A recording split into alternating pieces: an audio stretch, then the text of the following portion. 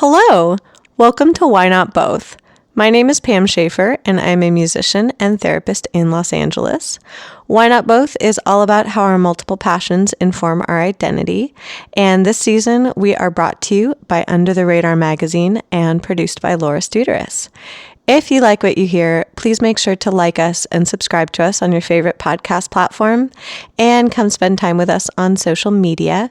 We are at WNB the podcast, and that is both on Instagram and on Twitter. For our last episode of 2020, what a year, we got to hang out with Tegan and Sara. I hope that you enjoy our interview. Welcome to Why Not Both? I really appreciate you both being here, though. It's a cool experience to get to actually hang out with people like once a week from my living room. Oh my God. I have totally turned into the kind of person that used to avoid having to talk to people. And now I'm like, I've frog jumped over to just texting and talking. And I'm like, let's FaceTime to everybody I know. I know that like it's cyclical because we all hit the point where we become Zoom and FaceTime exhausted during COVID. But I'm like back to being like, setting up COVID dates all the time. Oh, it feels very like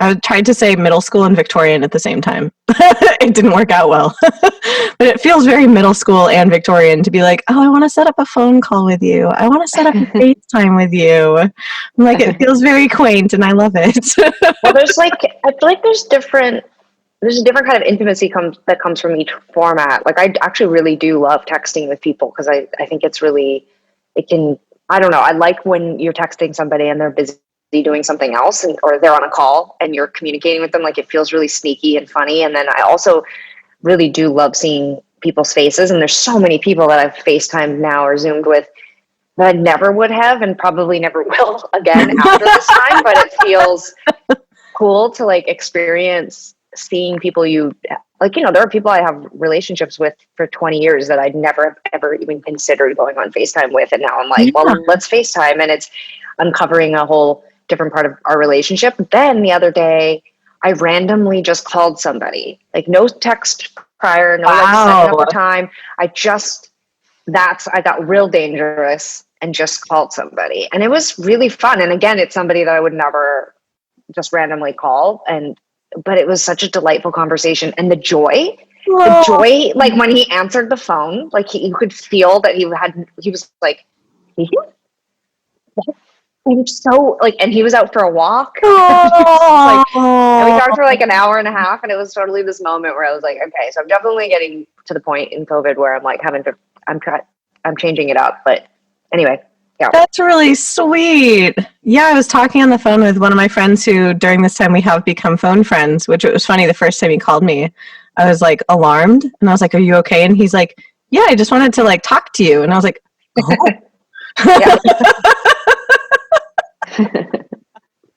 We were talking and he saw a flock of geese fly over the moon while he was walking on the beach. And I was like, I'm so glad I was on the phone with you for that. So then I got to vicariously experience that.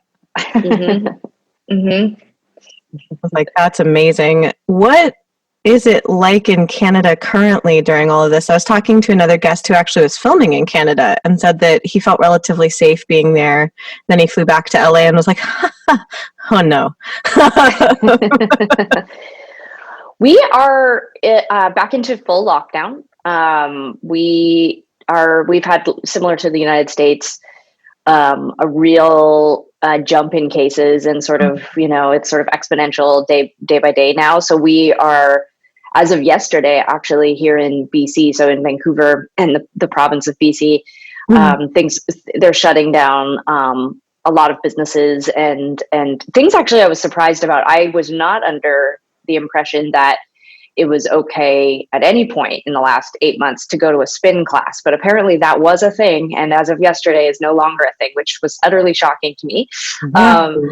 Which not to say, I mean, full acknowledgement here, like business has got a business, I feel bad for the people, but I think of myself as being somewhat flexible around some of the social distancing COVID stuff, especially over the summer. I was on crowded beaches and I would think like, oh, am I being reckless? But like, to me, a spin class is just thumbing your nose at the whole thing. But anyway, not to pick on spinning people, but yeah, we're back into like, you're not supposed to go to people's houses. Yeah. You can't mandatory masks everywhere indoors, and yeah, we're just seeing that. We're seeing that what was sort of promised to us. If you don't follow these protocols and we all start socializing again, you will see an increase, especially as it gets cold and especially around holidays. And that is indeed what is happening here in Canada, and following a similar trend to the United States, though. Our governments, both provincially and countrywide, are a little different than what's going on in the United States. I think we have some of the same sort of characters and some of the same narratives around, like, I can't breathe in this mask, I need my freedom, all of that kind of stuff. But it's just fewer people, so I feel like it's easier to drown them out, and we're not as sensationalizing of that counterculture or that kind of outspoken voice. I feel like in America, like, sometimes you turn on the news and it's just like one story after the other of people screaming in a Target, like, just let me breathe or whatever. And so you think, oh, wow, this is like a real movement. Whereas I feel like in Canada, it's sort of like, oh yeah, John went crazy in the Walmart, but he got kicked out and now his wife's going to do the shopping or whatever. I know that sounds quaint, but that's like a thing I actually saw. So I think we have a better, we're seeing a spike in cases, and it's really scary. And we're also seeing the same trends around, our populations who have to be at work, and seeing trends amongst those populations. We're seeing, people in, different sort of like economic classes who are obviously having to go to work. And so they're seeing higher rates of infection, and it's brutal. This whole thing is really challenging. And obviously for me and Tegan in the music industry, we could talk for years about how, the blemishes this has revealed on our industry, and the sort of like safety net that is non-existent in our world. And it's been a really tough year to think about what it means to be in the music industry and what it means to be self-employed, for sure. Yeah, because I know that also right before this, you two started a nonprofit as well. And so about 4 years ago, we did. Strangely, that our foundation, the Tegan and Sara Foundation, this has given us a lot of time to focus on it. A pandemic perk. Yeah. Yeah, because Tegan, what's your experience been like, and are you two quarantined in the same city? We are quarantined in the same city. So Sarah's in, I guess, is North Vancouver its own city? I think it is, right? It is. It's like its own district. Sarah lives in the district of North Vancouver, and I live in Vancouver proper. But we're both up here in Canada. It's funny because in the early 2000s, Sarah and I moved to Vancouver, and then Sarah left a few years later and lived in Montreal, and then in New York, and then in LA, and I lived in LA. And last year, we both just had this hankering to come back to Vancouver full time. And so we had a few chuckles at the beginning of the pandemic, being like, wow, we're really lucky. Because a lot of the other places that we've lived, I was in, LA for the last 10 years. I know it's been really hard. It's, connecting with all our friends and colleagues there. It's been really sad listening to the stories. And, I have friends with kids who live in apartments downtown LA, and it's already challenging to have kids downtown LA. But then during COVID, it's yeah, pretty brutal. And there's one set of friends that I have who I just love so much, and they live in an old apartment building that I used to live in, and there's renovations happening. So this is so stupid. No one's going to care about this, but you want to talk about miserable. It's like they both work from home. They have 2 kids under 6 who are in this apartment. And then there's constant construction, like 8 until 4 every day, 5 days a week, this entire pandemic, other than when the like full shutdown was happening. The fact that they have made it out so far is I commend miracle. As someone whose like condo mate upstairs decided to renovate their condo during this time and shot a nail gun through a pipe by accident. Love that.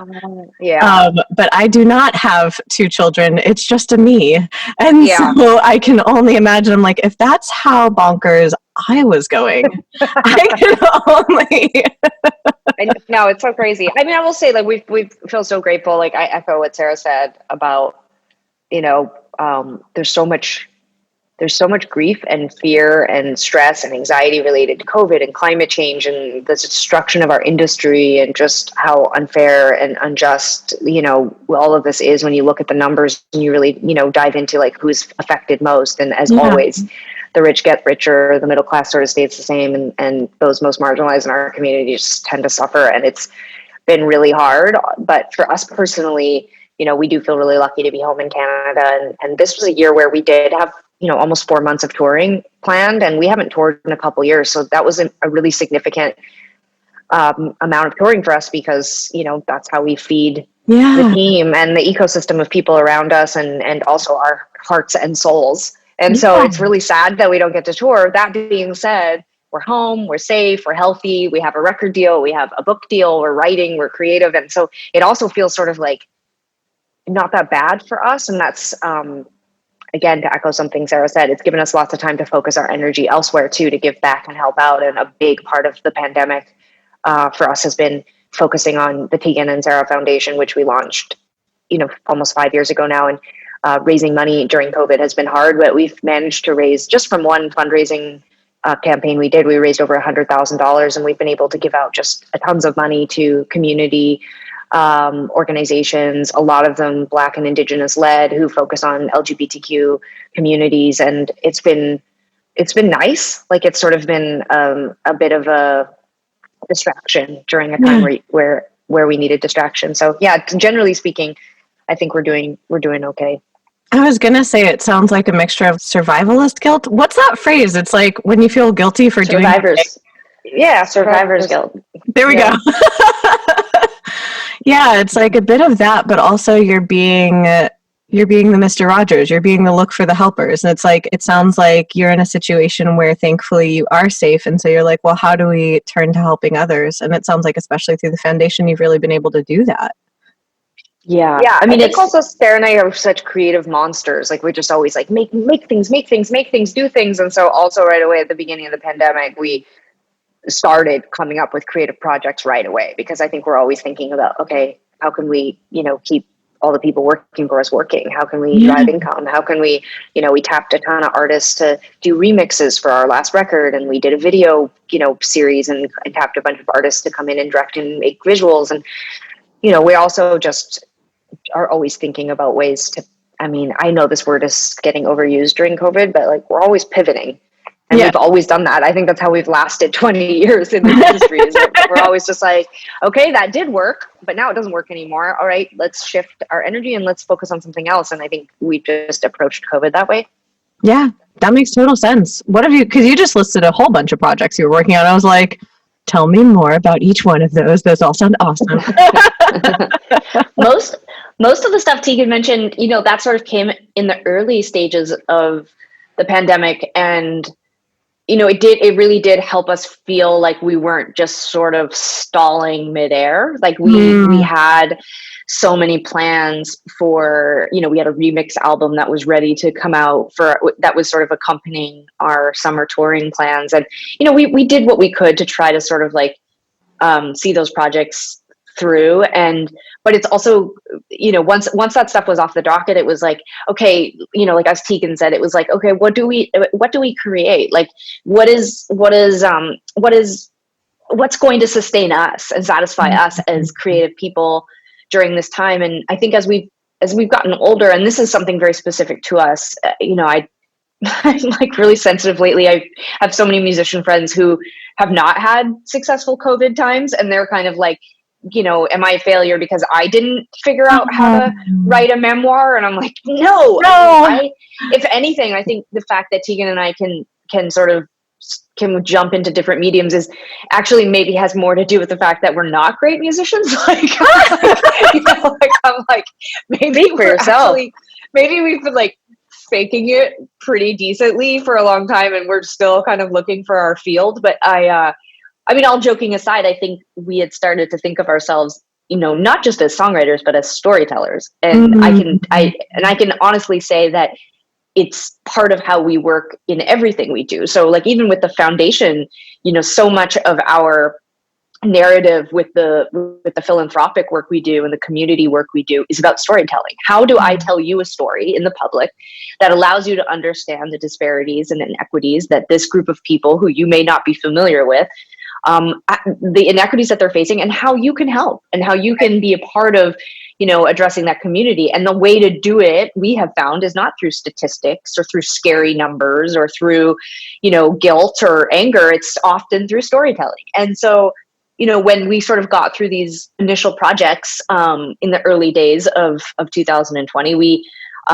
started to focus our energy on other creative ideas that we have that would probably have been impossible if we had been out on the road touring. I mean, the space to really let some of these ideas mature and sort of rise to the surface. What I have realized through this year is that the intensity of our life and our schedule, specifically around the times that we are touring, does not allow for our creative energies to flow in the same way. And it's been a long time since we had so much time and energy to let creative ideas, sort of reveal themselves. And they don't just, sometimes they're bolts of electricity or sparks that you go, oh my God, I have this amazing idea. But sometimes it comes out over a long period of time. And so right now, Tegan and I are working on a graphic novel series. We did a deal with our the publisher who put out our memoir in the States, FSG. Their kids department approached us about writing a fictionalized current day story about twins who are starting grade 7 and who are sort of, similar to the Tegan and Sara that we were when we were kids. They're aware of their identity, their sexuality.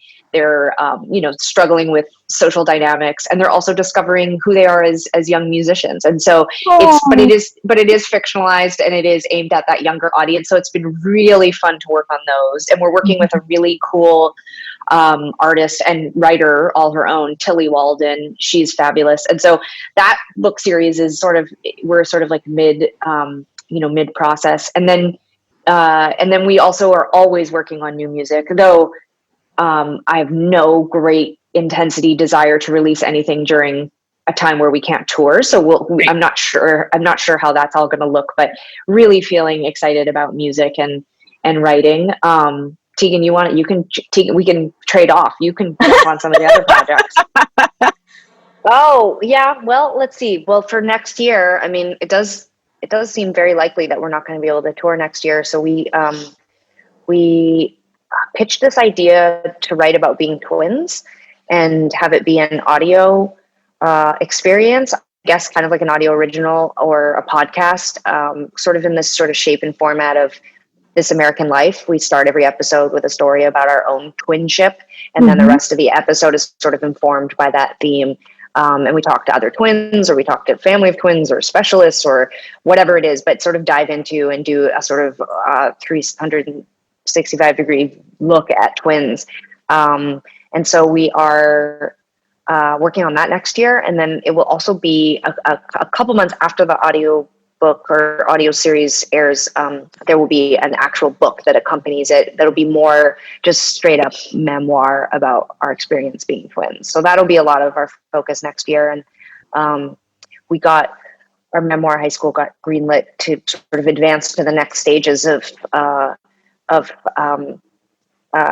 development. So we are kind of working with this awesome writer director friend of ours, Clea Duvall, to develop it for television. So there's that on the there's like all these little piles of things, like, and every day we sort of just kind of invest a little bit of time in each one. So, but definitely lots of writing stuff right now, just with the fact that we can't tour.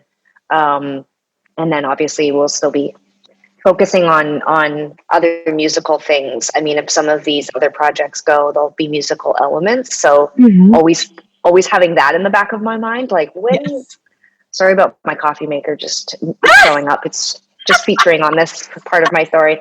I think like we're always thinking about how music can tie into things. Cause what's funny is that we got off the road in 2018. We'd been out touring this record, Love You to Death. And the first thing we'd said was, okay, we don't want to tour for a while. So we don't want to make a record, because if we make a record, then we're going to have to tour. So we're like, let's write a book.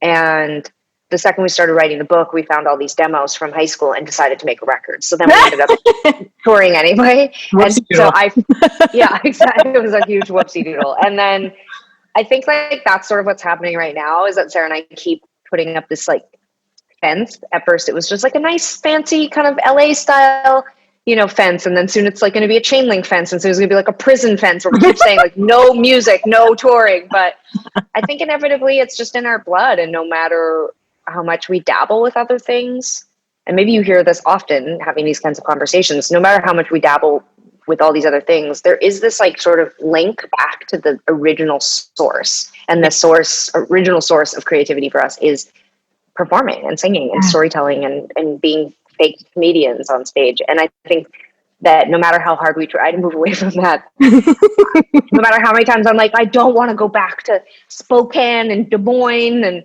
you know, to play little theaters and, you know, eat Subway sandwiches. Like the reality is that we do all of that because at the end of the day, then we step up on stage and there's a sea of faces all smiling and interacting and engaging with us. And all these other projects that we do are really fun, and they feed me in a way, but nothing feeds me like just standing on that stage, looking at people and hearing them laugh and sing along.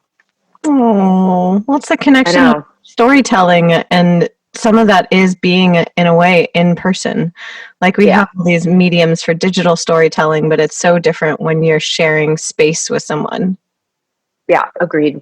And I think like we definitely experienced a little bit of that when we went and did the book tour, because, you know, I did feel really happy sometimes when we would just go to a bookstore and just answer some questions and meet people, read a little bit from the book. I still felt very fed.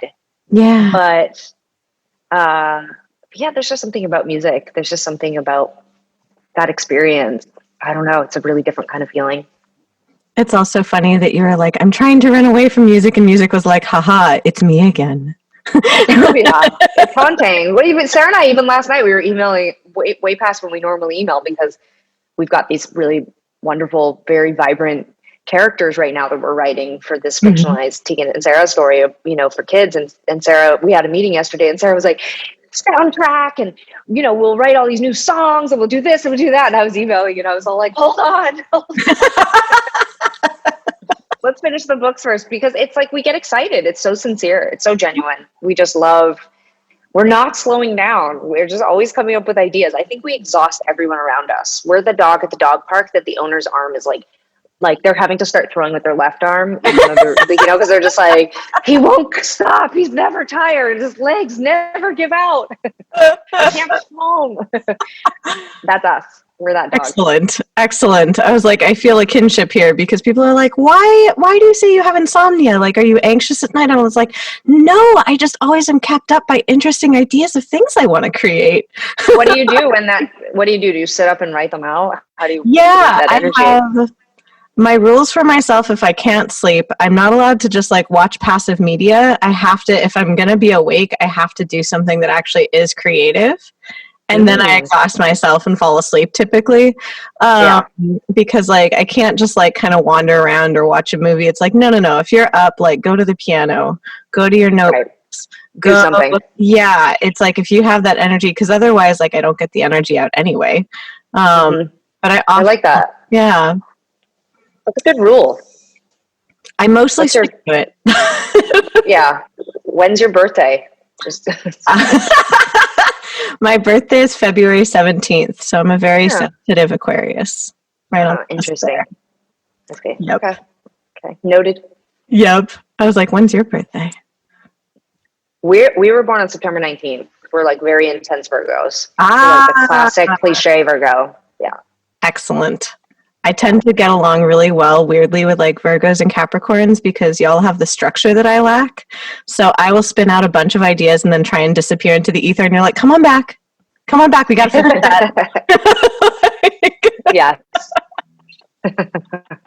Wrangling the Pam back in. Yeah, we're good at that. But sometimes we're too structured, but I have a friend who constantly calls me and it's like, hey, can you remind me of all the things you told me last month when we spoke so that I can get back on track? And I'm like, yeah, I have them all here. They're all pinned up on the board. I got them. So you're saying that basically you're like the whiteboard of humans, and I love you for that. Yeah. We call it putting a pin in it. We'll have this, like, I have this friends who have been friends for so long, and we'll have, 2-hour conversations with like 40 different topics, and they'll be like, Tegan, pin it. And then we get on the next call, they'll be like, what was the pin about moms again? And I'm like, oh my God, right. We were talking about how blah, blah, blah.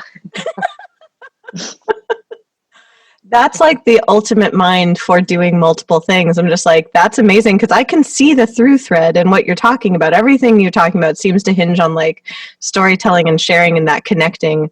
But I could see like sometimes trying to hold on to the details of those. I'm like, that would definitely take that kind of outlook.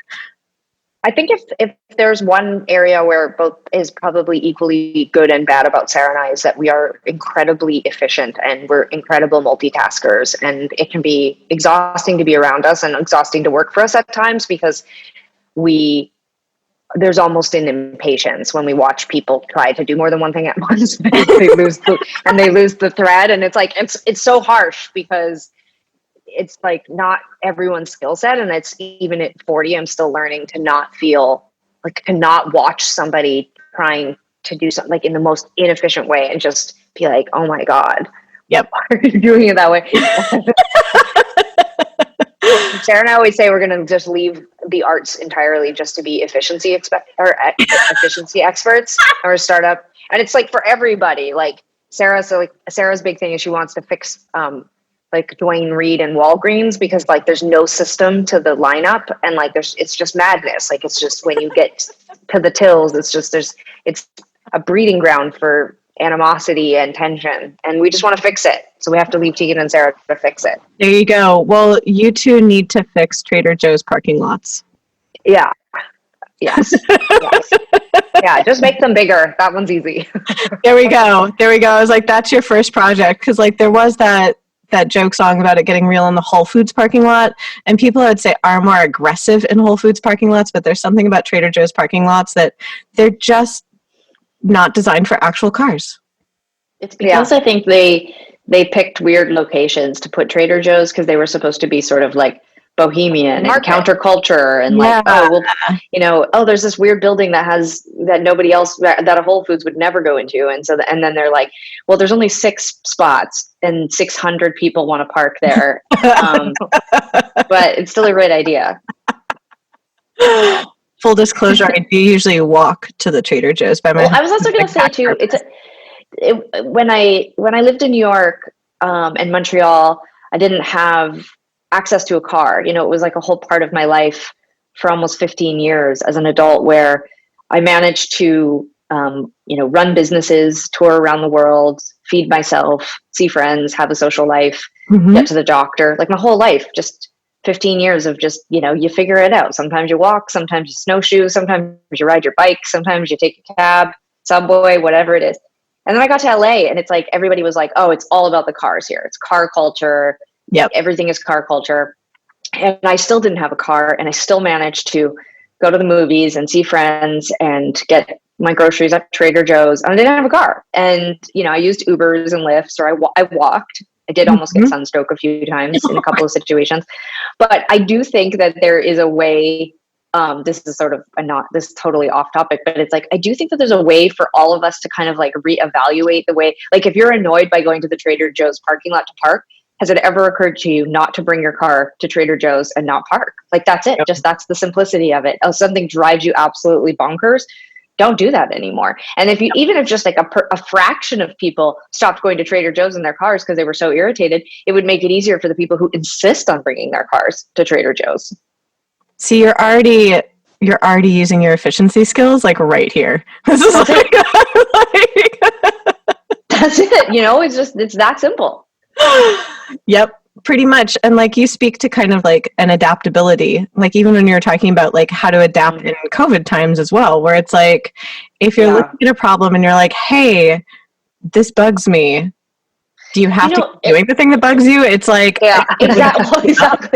exactly. Which, by the way, Americans love doing things that bother them so they can talk about it. They like, this is a very American. So do Canadians, though. No. Canadians, they have Canadians do different things, and Canadians are very passive aggressive. So you really don't get to hear about it in the same way. It's one of the things I love about Americans. Americans love a whole dinner can just be people telling you what they don't like or what they're mad about. And I love that about Americans. But I was going to say, you know, I've been in therapy since I was like a teenager. Throughout my adult life, I've been in regular therapy and couples therapy, and I've tried fringe therapies, all these things. And it was only recently, like in the last couple of years, that a therapist I was seeing in Los Angeles used the word adaptation. Like I had never heard that applied to my behaviors and to my sort of strategies. I would have said things like, oh, it's my coping mechanism, or it's my defense mechanism, or it's my whatever. And she was like, a lot of what you're talking about, a lot of the ways that you describe how you function and how you deal with, you know, whatever, like your family or your sister or your work or your, you know, your partner, you are so adaptable. You've developed these adaptations, and it's your way of sort of like, you are highly adaptable. And I remember having such a sort of like awakening when I realized that, and it doesn't mean that I don't, you know, suffer the same things that other people suffer. Like I also had a breakdown when the pandemic started and felt like I was going to lose my mind and couldn't believe what was happening. And I worried about all the things that I think a lot of people worried about.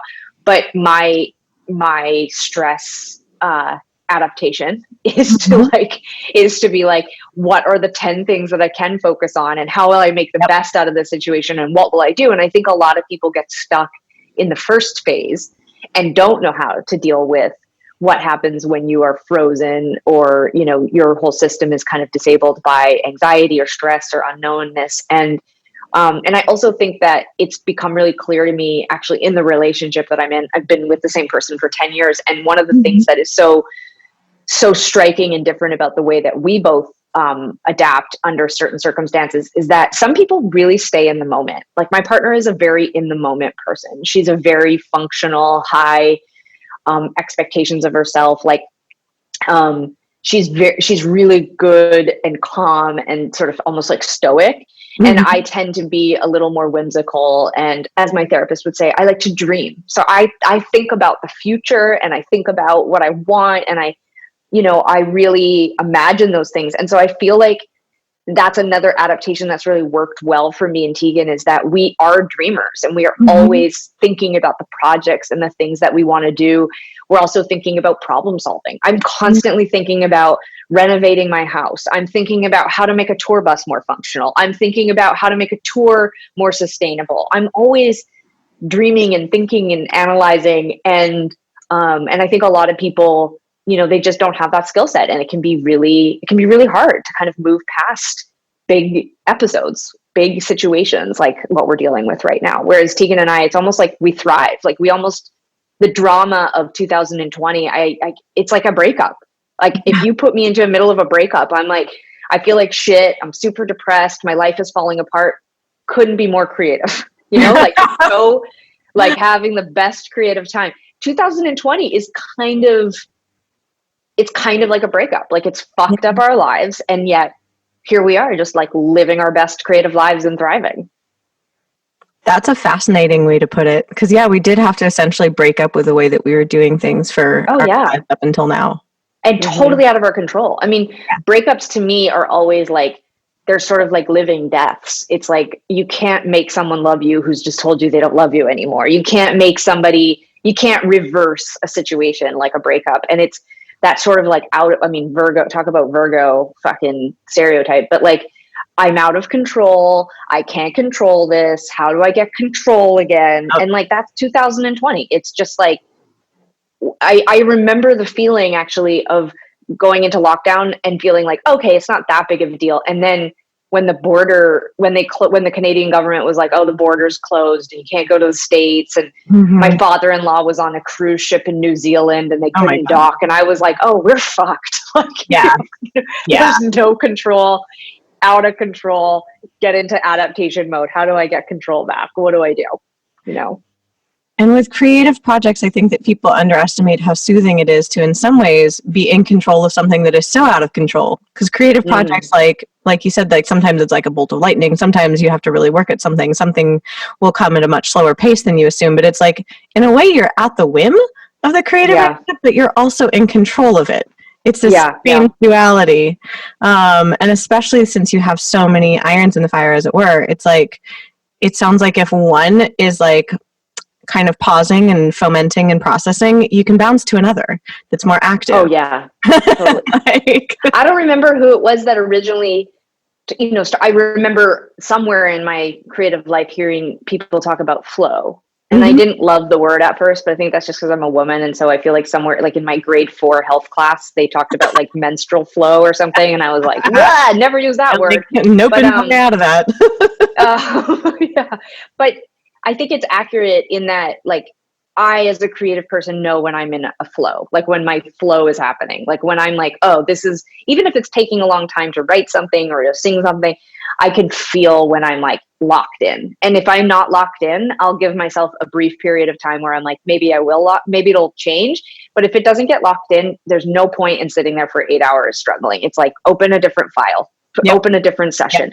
Get up and go for a walk. Well, today's screwed. You have to just vacuum and listen to a podcast. Like, I just feel like it's finding your flow, and it doesn't have to be on the project you thought it was going to be on. Sometimes I think, oh, I'm so creative today. I feel musical. I can't wait to work on that song. And then I start working on it and I'm just hitting a wall. And then I'll open a writing session and I'll like write like 40,000 words, just like, whoa, this is what I was feeling today. I really needed to do this thing. And like I try to like give myself those examples all the time, because it's easy for me to even kind of feel like, oh, I'm stuck, I'm shit. Well, and it's that feeling of like when you do get stuck in a flow, like I always know in my logic brain that I'm going to get out of it, but my emotional brain goes, this is it. Yeah. And so it's like, it's so nice to have multiple places to direct that flow, because you're like, if it's not going in this direction, okay, I can accept that. Maybe it'll go in this other direction. Yeah. Mm-hmm.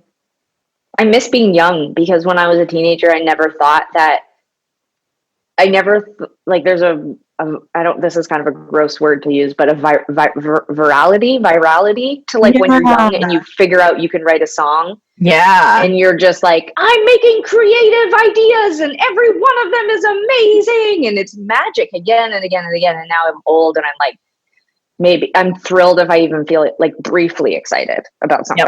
Yep. Wow. Like, give me my molecule of dopamine. And then I'm like, well, nope, it's gone. I guess I'll get wine. Like I just, wow. Yeah.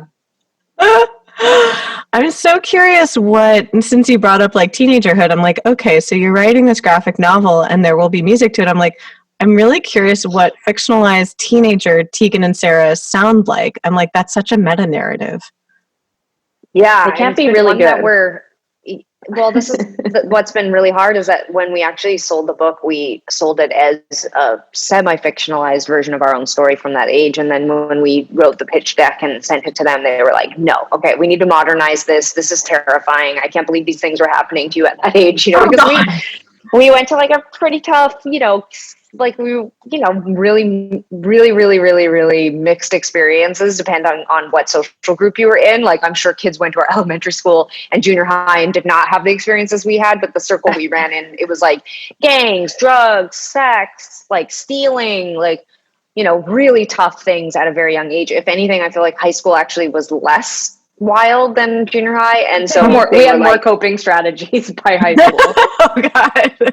Yeah, I mean, I'm sure there were bad things happening there too. I just mean we went to, our junior high was right next to the worst mall in the city, where there was the most, Johns, and prostitution happening and all this stuff. And it was just, they were basically like, so this is a kid's book. You're not writing, this isn't your fun home.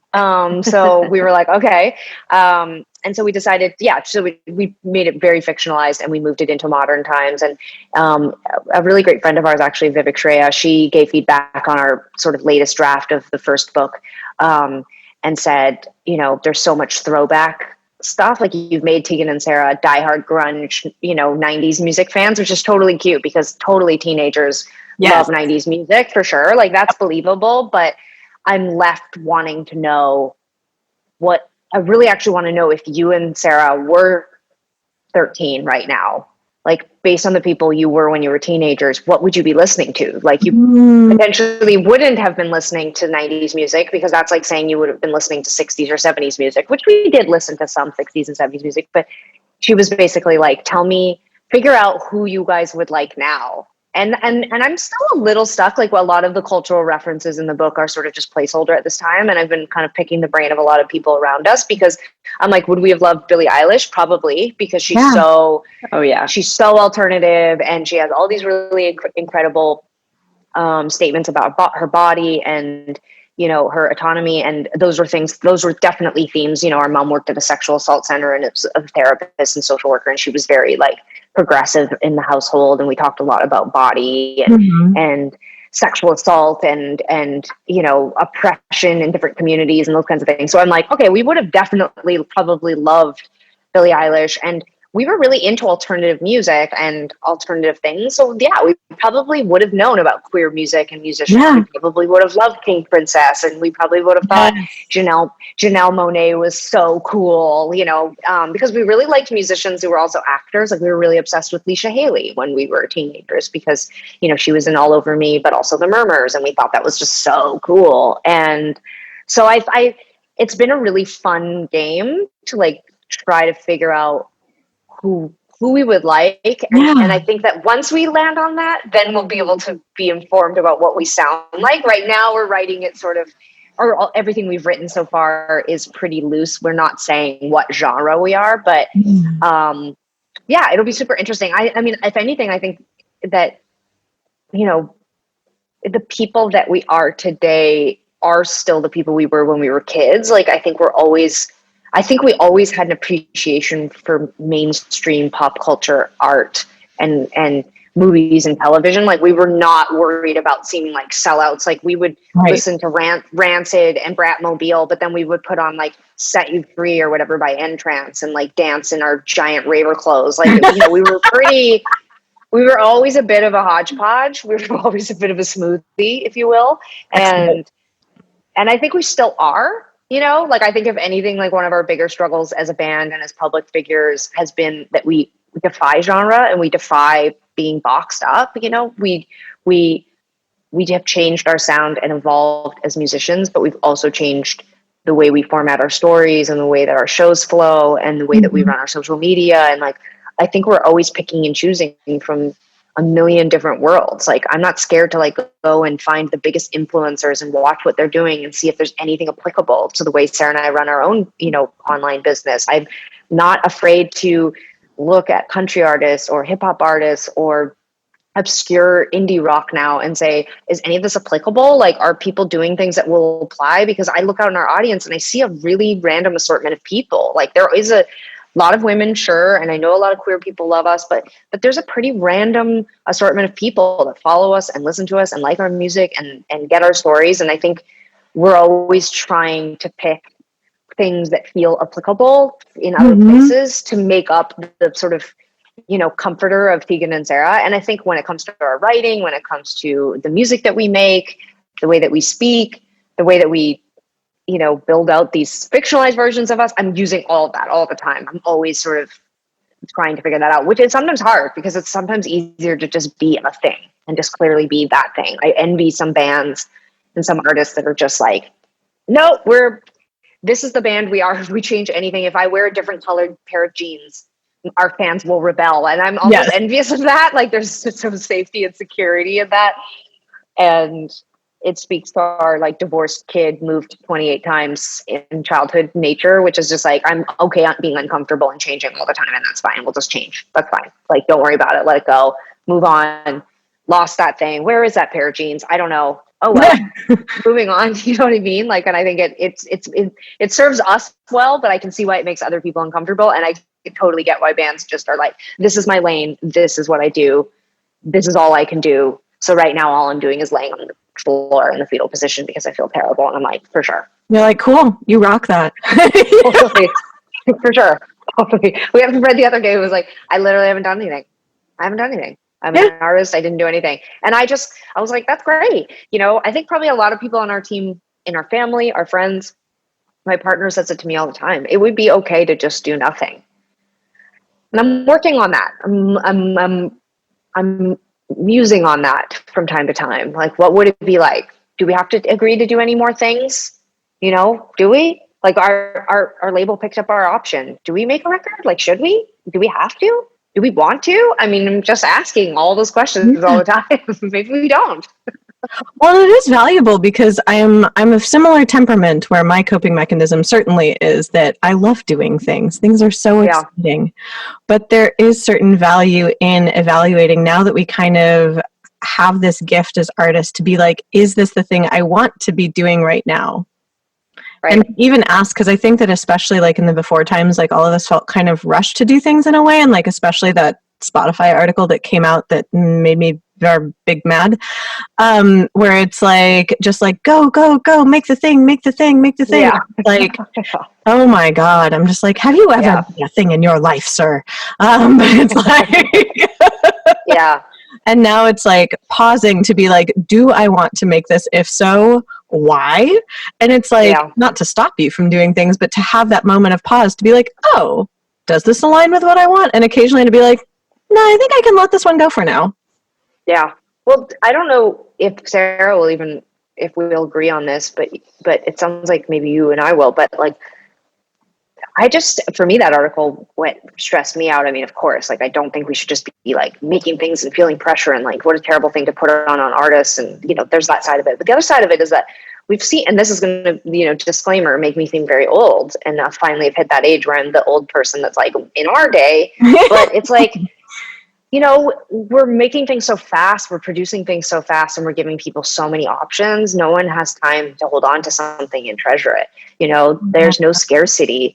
And to me, the only scarcity right now is connection. Because if I just keep making things, everyone's just going to get used to the fact that I'm making things all the time and putting things out all the time. So they don't have to be into everything I make because they just know like, oh, I'll get into the next thing or the thing after that. And, you know, we think of that in those terms about touring all the time. Like, we can't tour all the time. We can't hit every American city 9 times a record cycle because we can't squeeze out every drop, every record cycle, because then people will start to just assume that we're coming all the time, that we're going to be there. Oh, well, I don't need to see Tegan and Sara this time around because they'll be back next year. They always tour.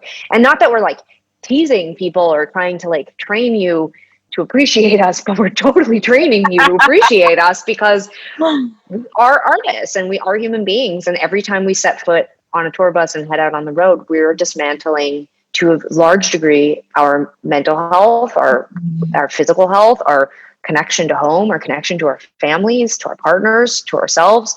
And we're stripping that down to give it out, you know, day after day after day after day to people coming to see us. And it's a gift. And it's and it's an honor and a total pleasure to do it.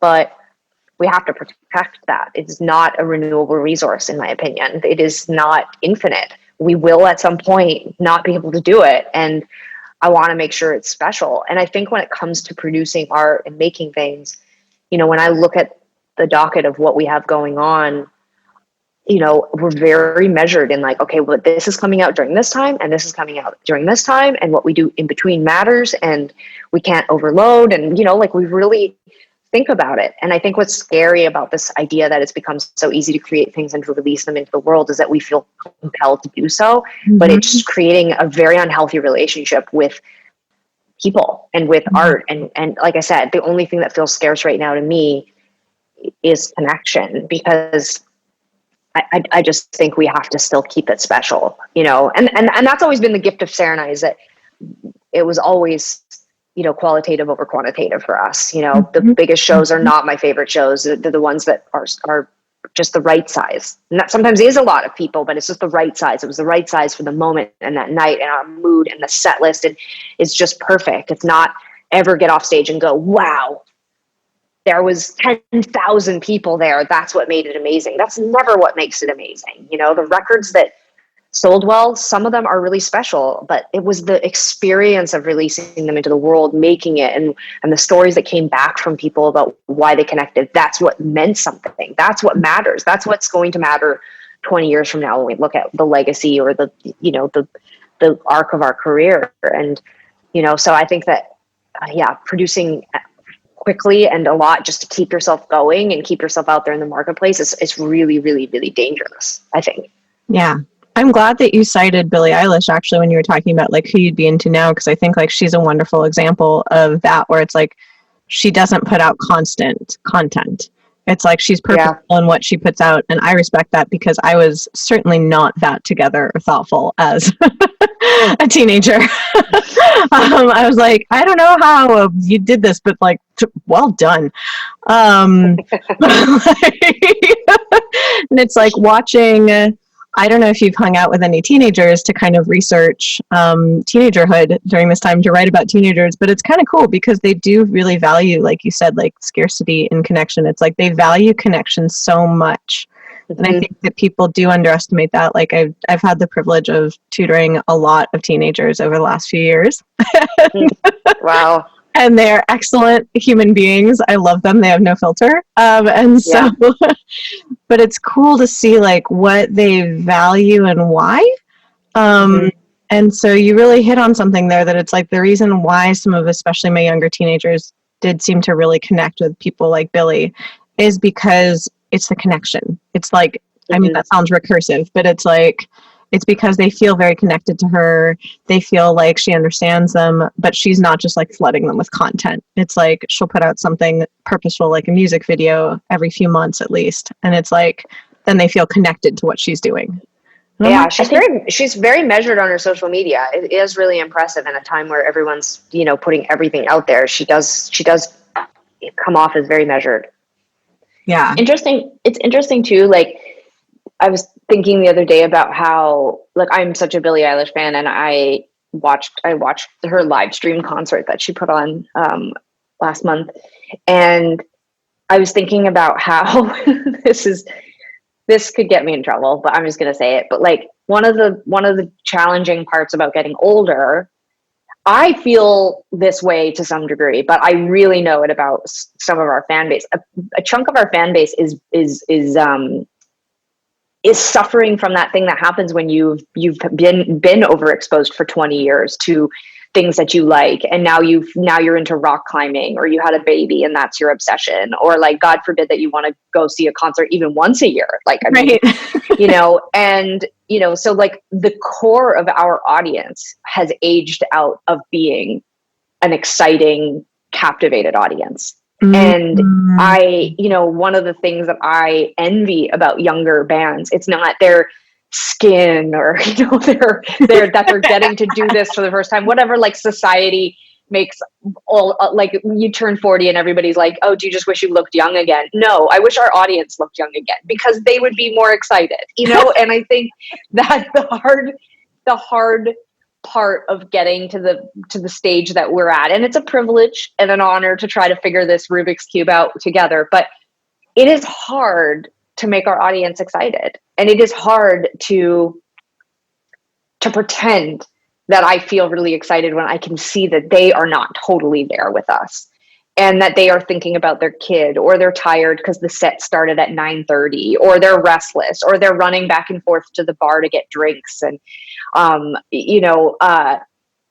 think that it's a challenge to try to unlock what comes so natural to teenagers and young adults. It's this vitality. Again, it's this vitality of like, every concert is the best concert you've ever been to. Every night is the best night that you've ever had. Every friend is the best friend you're ever going to know. And suddenly you're 40 and you're just like, oh God, I have to get coffee filters and get home. And, like, oh, it's raining. I don't want to have to wait in line to go to the bathroom. I mean, it's hard. That's the culture around making things and touring when you become an older person. And I love tapping into people like Billie Eilish and that kind of younger audience, because it's nostalgic. It reminds me of what it felt like for us when we first started. And it reminds me that that we may never have that again.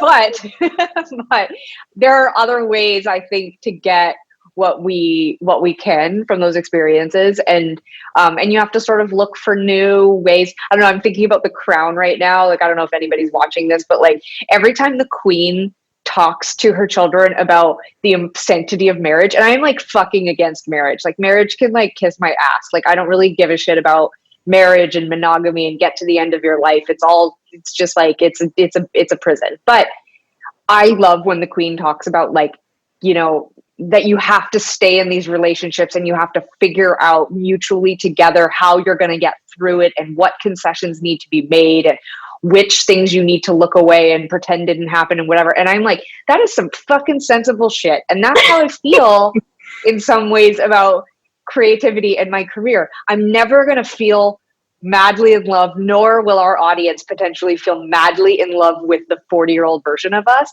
But maybe there's other important things that we have to carry on with together, you know, like maybe seeing us hobble up onto stage as old women and play acoustically will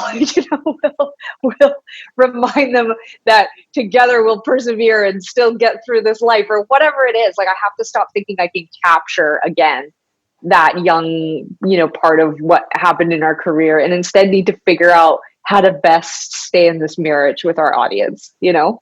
That's beautiful. And in the marriage with your creativity, where it's like there are different phases of every relationship. Like, you can't stay in limerence forever. You'd fire.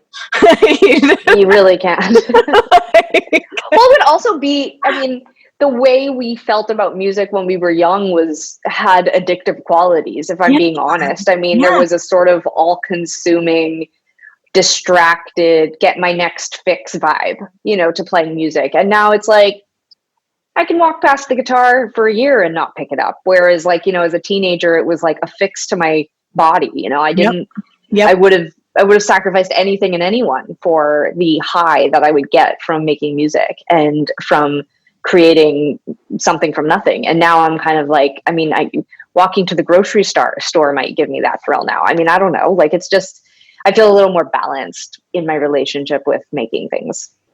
And knowing that the things you put out, like, I think about the artists that I was listening to as a teenager that I got like obsessed with, they were mostly women in their 30s and 40s who were putting things out that I loved as a teenager. Yeah. Like, I think that there's a real cross-generational like constant in the music business. And I think it is because young people attach so feverishly and excitedly to music, and older people kind of time out a little bit sometimes. Like, we always say our audience just keeps getting younger, and everybody says that, but it's not. It's just they're staying young because old people don't grow out to shows as much. I mean, and I'm being like slightly facetious here, but like, you know, like older people, like I see half the concerts I used to, maybe even less than that. And way less. And I think like we were the same as teenagers. We were listening to people who were way older than us and connecting to that music. And I think that social media, like, well, this is a whole other episode here, but like, you know, social media and this sort of compulsion with perfection and the way we look and selfies and all this other stuff is like really made, for me anyway, feel like this weird thing happen where it's like, oh, well, this person's like 22, so only 22-year-olds listen to them or younger than them. Like, and that's not true. That's not how it works. Like, people listen to the radio. Millions and millions and millions of people listen to the radio, or millions and millions and millions of people listen to Spotify playlists and like are enjoying artists of all ages, of all backgrounds, of all differences. And it's just on social media where you start to be like, oh, this is a young person, so it feels weird to like what they're doing. Like, you know, when Billie Eilish came out, we were like, is it weird that we love Billie Eilish so much? And it was like, no, it's not weird. It's not weird at all, because you know, like, it's just about music and we love artists of all ages. Like, it doesn't make any sense. But you do that as a queer person too, right? You're like it was a joke for decades for us when we would talk about how obsessed we were with Phil Collins and Bruce Springsteen when we were kids, because we were imagining ourselves as them singing to women. And like, it's complicated. The way we connect to music and the way that we connect to art is, you know, so singular and individual. And I think that continues. And so I feel like when I look to my future and what I'm going to create and what I'm going to make, I really am thinking about making art for everybody. Just like I always have, you know, I'm writing a song that's perfect for me, about me, but I'm filtering it and, you know, I don't know, sharing it in this way that it'll be compatible with anyone who's had that feeling, and anyone of any age can have any feeling, right? So I feel like that's super. I used to feel, you know, Tegan, I used to feel that way. And then I've spent 8 months on TikTok, and now I'm pretty sure that nothing I write is going to connect with a 20-year-old boy ever again. Like, you know what, honestly though, but like maybe a 20-year-old boy for sure, but that's a very unique age. You know, I don't know if I ever connected boys with, are unique. Yeah, I was just gonna say, we didn't see that many teenage boys in our audience ever. We see a lot of men. We see a lot of like college age people of you know, all kinds. But yeah, I think it's more like teenage girls or preteen girls, and like, you know, obviously lots of LGBTQ kids. I mean, but this was always our biggest complaint, was also about like even gay men. Like they just don't seem to relate to us. Like, and it's like, why? You know, but I will agree. I know you're being funny, but I will say, like, of course, there's people that I'm not. I'm really not being funny. imagining. I'm not being funny. It's been a really. It's actually. It's not just about art. It's about recognizing how different I am from the majority of people. And what interests me, I mean, I saw this meme. I think it was. I wish I remembered his name. He's so good. He has an HBO. Hold on. Let me just look him up because I want to make sure that I. What's his? I'll look it up. But it's like a meme where he draws like a hand-drawn blueprint of what all American kitchens look like, and it's like I laughed because it's true. Like looking at people's kitchens on TikTok, like every kitchen is like, the island is so big. Like what started as a small island in every kitchen has now grown into like, it's like 500 square feet of island, and just like piles of water bottles. Anyways, the drawing made me cry laugh, because every time I'm watching TikTok, I'm like, God, I live differently than other people. Like I am such a minimalist. I am so oppressively clean and organized. I dress monochromatically. I have no interest in wearing those gym shorts that everybody is wearing everywhere. I don't wear pajamas and use like a sports team fuzzy blanket to cozy up at night while I'm watching TV. Like I sometimes when I'm watching TikTok, I feel like I'm an alien who's getting a live feed from a different planet. And I'm like, should I do that to blend in with these people? Like, what the fuck? Like, I see artifacts. So in our next music video, what you're saying is that we need to like shoot it in like a very suburban kind of looking home. We both need to wear like pajamas to bed and like cozy up with a it's crazy, fuzzy like sports team blanket. Like you're saying that we're not relatable to regular folks. By the way, I live in the suburbs. It's not anything against the suburbs, but it is my life looks so profoundly different than the majority of people on TikTok. And I'm not talking about class, and I'm not talking about like, I'm just habitually what people do to soothe themselves, and the way they live and interact with their space is profoundly different. And I would dare say that if I really let myself imagine my life compared to most people's life, it makes me feel a bit lonely or isolated from the experience it seems everyone else is able to achieve with a fuzzy blanket and like, you know, a dog and some water bottles. Like, I'm just like, wow, people seem really comfortable and at home. And why do I feel so deeply uncomfortable in my body and my house and my space? And I'm always trying to fix it and correct it and like make it perfect.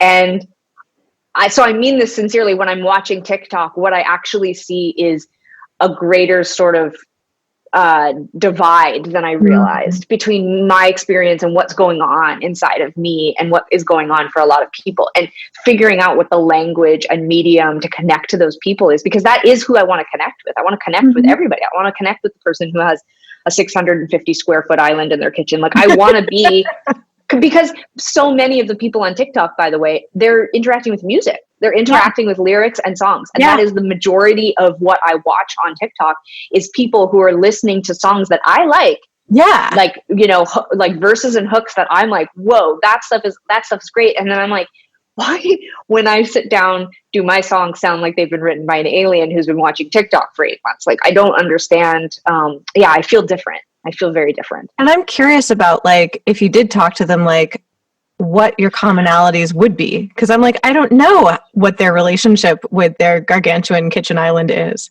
I don't know if they actually are comfortable there. Like, there's so much about them that I'm like, I'm so curious that I don't know. And I don't know what that's relating a to lot of times I think relating to. A lot of times the dances that they're doing are right next to the kitchen island. Isn't there a space? Imagine if you had a smaller kitchen island, how much more space you would have to do dances. Like, it feels crazy. I love it because it's reminiscent of the way we grew up in some ways. Like, when I think about it, like, we definitely had a fuzzy blanket. It wasn't a sports team, but it was, a fuzzy blanket with like teddy bears on it or something. And we definitely would cuddle up and watch TV with our parents doing that. So, I mean, I do think it's a glimpse into a different version of my life. And it could have been my life. Like, I could have grown up and mirrored that behavior and those comforts. And instead I chose a slightly more refined, I don't know, specific, uptight version of life. And I sometimes see people on TikTok just like people's bedrooms are astonishingly gross to me. Like, the amount of garbage and food and pet cages and sheets that are not washed once a week. There's no way. Like, just things that make my skin crawl. And I recognize I'm the weird one. Like, I know I'm like, the one. I'm the problem here. Like, I'm the problem. I'm the one in the minority. And so then I'm like, wow. And then it makes me think that I've really found my soulmate in my spouse, because she seems to find the way that I live and the way I need to live comforting. So she's fucked up too. Yes, and I'm sure that there are more of you. I just made tiny plotting hands. You can't see it. Oh, there's more of us. I mean, I recognize I'm not that individual or unique in this situation, but maybe I need to start like a TikTok genre for people like me, because it's like, I don't know, it's just really unusual. I just really feel like when I'm watching it, I really am seeing I'm getting to see something that is definitely not my life. Not you. I find that so interesting. Like, do either of you follow the artist Dorian Electra? Mm-mm. I don't think so. Ooh, you'd really like them. Okay. They did this really... Making a note. Yep. They are an amazing artist just in general. But what really struck me was with their latest release, they did essentially what I could best call straight culture drag is the best way I know how to put it. It's like they totally put on like an auburn wig and like a thermal shirt and cute little jeans and like a scarf, and they had a pumpkin spice latte, and like it was very much like the normcore Instagram girl, but it's so interesting because they're very, very out and active queer artist, and all of their imagery is from like drag culture and queer culture. And so it was so interesting seeing them essentially do drag as like a normcore girl. A normal, yeah. So like I found it fascinating that it's like the subversion of that narrative. It's so interesting because as you're saying that, the thing that popped into my mind was, was when probably the most recent time where our band was very popular, and it ebbs and flows obviously, and that we're good with that, but was after we had the single Closer on this pop record Heartthrob, and then we had Everything Is Awesome in the Lego movie, and it was like, it really, we were interacting often with very mainstream culture, mainstream press, radio stations that played other pop songs. We were really dabbling in that world, and the people that were coming to our meet and greets, and we'd gone out and done a Katy Perry tour and a tour with this band Fun, and we were interacting with what I would say are very normal, very like middle class, Americans in cities like all over the States. And like, we had really short hair and tattoos and dressed kind of weird, but we had this big song, and people, I don't know, like, this isn't entirely exactly what you guys were just talking about, but that's what popped into my head, is that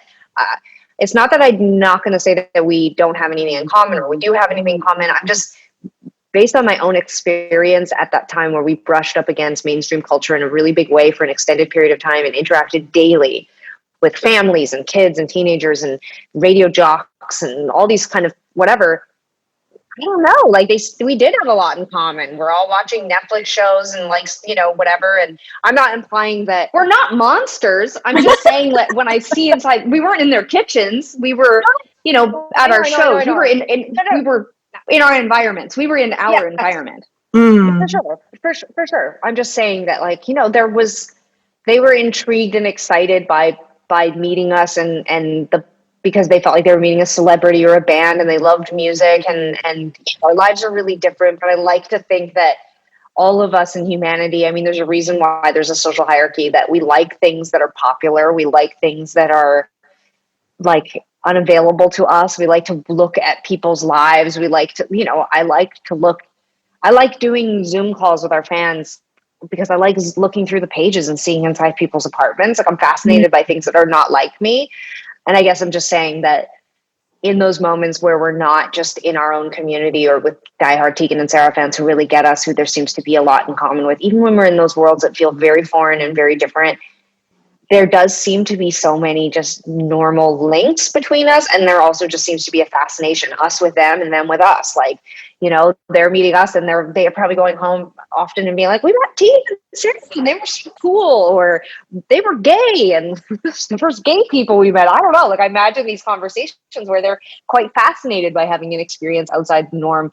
And I feel similarly. Like, sometimes when I walk into those worlds, I feel inspired by that. I feel inspired by being embraced by a world that doesn't reflect sometimes my own, but then it gives me an opportunity to really see that there are just these very universal truths, very universal basic needs that we all have.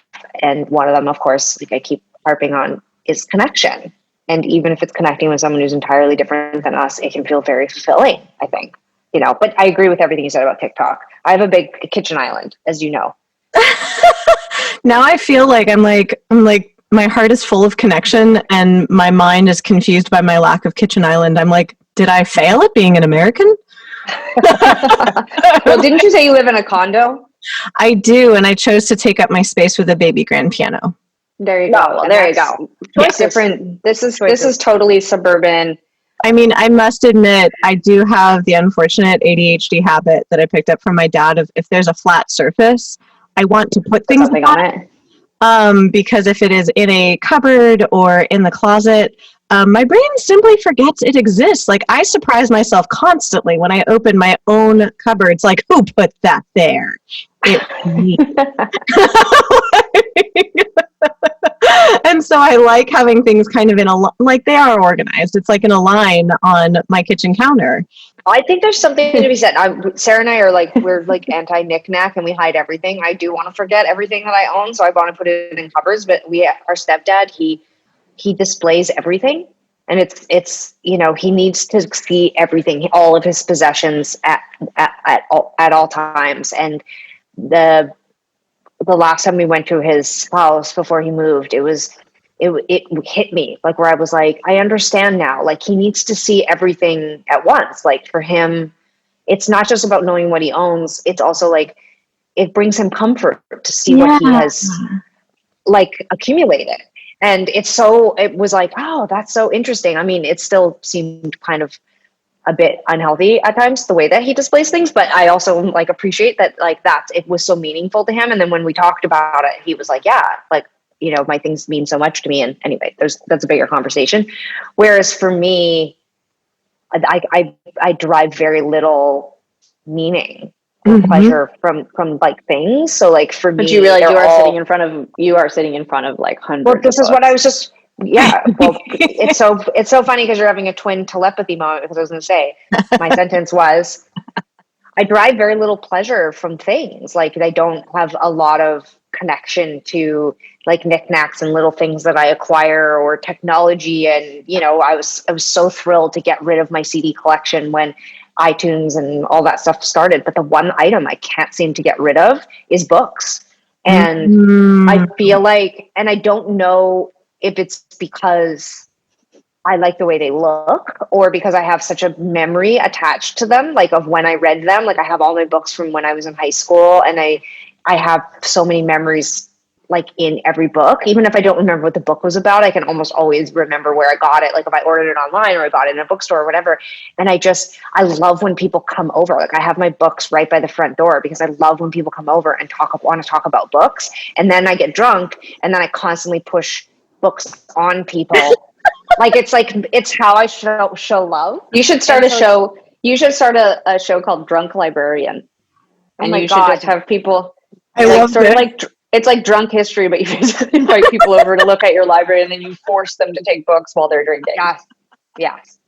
I mean, I've been low-key creeping on your bookshelf this whole time, being like, can I see any titles from here? And I'm like, why am I like this? Why? I think it's so, this is the thing, is like, I've remained steadfast that like, I think books say a lot about a person, even if they own 2 books. Like, I just think it's super interesting. And I also know people who just absolutely hate reading and aren't interested in it. And I think that's not necessarily a bad thing for those people. They're filling out their lives in other ways, but I just love books. But my computer just gave me a warning and let me know that I'm at 5%, which is thrilling. Can we just briefly kitchen island photo? Can we just briefly look at the photo? That is hysterical. My favorite is that the bedrooms are so small right next to each other, and then the Amazon chapel, which I know from what he means is like people just have piles of Amazon boxes in their TikTok videos. I don't ever understand what's going on. Oh, the sectional couch is so huge. It's so funny. God, it just keeps going, and I love that the bedrooms are like the size of the sink. This is art. Yeah. Oh, to me, it's like complete genius. He's such a genius. But what goes out the front door? I like empty bookshelf. It's true. I will say that I'm always perplexed when I see inside people's houses and their bookshelves are empty. That I find fascinating. Knickknacks. See, I'm not anti knickknack. I have like a few sentimental objects, but most of what's in my house is frankly like music tools. It's basically pianos and keyboards and monitors and a spare ukulele. And it's like, so it's like, that's mainly why my house looks cluttered, is that I live in a condo where my living room accidentally became my recording studio during quarantine. Right. But my bookshelves are typically overflowing with actual books. And it confuses me when people are like, oh, you space out the books with things. I'm like, is it called a thing shelf? No. You gotta live. You just gotta live the way that makes you comfortable. For some people, they just want a shelf that at any time could have space on it for something else. Seriously. Yeah. Oh, you two have been such a pleasure. I feel so bad that your computer's dying. I was like, I want to respect the battery life. I know life. It's going. It's at 4%. I mean, we got like probably 2 minutes at this rate before it shuts off. So like we're like living on the edge. Yeah. Thank you for having us on your podcast. It was so lovely to speak with you. Oh, thank you. Thank you again for listening to this episode of Why Not Both. If you liked what you heard, please make sure to like us and subscribe to us on your preferred podcast platform. You can also come hang out with us on social media. We are at WNB the podcast, both on Instagram and on Twitter. This season, we are brought to you by Under the Radar magazine. Under the Radar is a nationally distributed print, music, and entertainment magazine and website.